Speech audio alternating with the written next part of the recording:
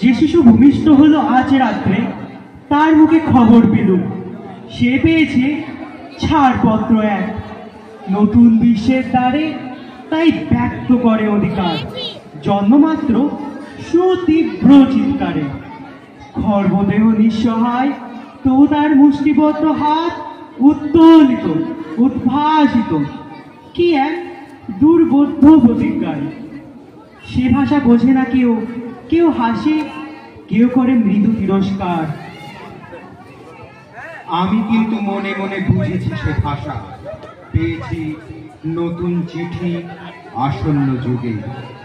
পরিচয়পত্র পড়ি ভূমিষ্ঠ শিশু, অস্পষ্ট কুয়াশা ভরা চোখে। এসেছে নতুন শিশু, তাকে ছেড়ে দিতে হবে স্থান।